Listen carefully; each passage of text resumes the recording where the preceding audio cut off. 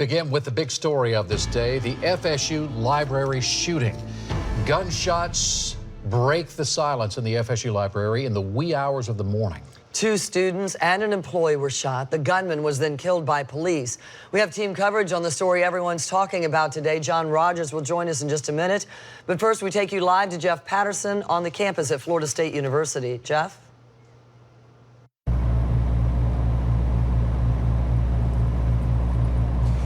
Yeah, the shooting happened in this building on campus late last night. As students were studying for exams, shots rang out and people ran for cover. Chaos and mayhem inside the Florida State Library overnight after a gunman opened fire. More than 300 students were inside studying for exams. Then we heard the 3 automatic gunshots and we're just like, you just gotta run somewhere.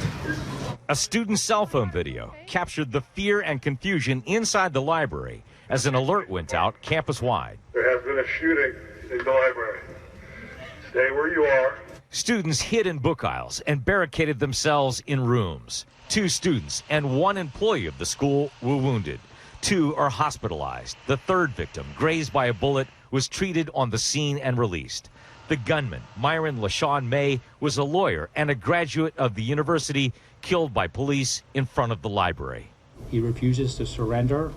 As a result of this encounter, Mr. May is shot and killed by the officers. Students around campus are shaken by the sudden violence. You don't ever think it's going to happen to your campus. It's surreal in that way. Students gathered for a campus prayer vigil seeking comfort in one another. We pray for this great campus. Senior FSU student Jason Durfus had just chucked out 3 books from the library when the shooting erupted just 50 feet away. 2 of the books that I had checked out had a bullet hole in them. The bullet lodged in a 3rd book, which was for his religious theology class. I know God's looking out for me, and there's really no other explanation for it. Meanwhile, police are calling the shooting an isolated incident and say the gunman acted alone. Yeah, we are told that more than 30 shots were exchanged between the responding officers and that gunman here on campus. The first report of a gunman on campus came in at 12:25. Police tell us by 12:27 the gunman had been shot and killed by responding officers. Back to you. I know we're finding out more tidbits about this gunman. Anything new that you can share with us about him? Yeah, Gail, we are learning a little bit more about the gunman. He was a lawyer. He had gone to law school at Texas Tech.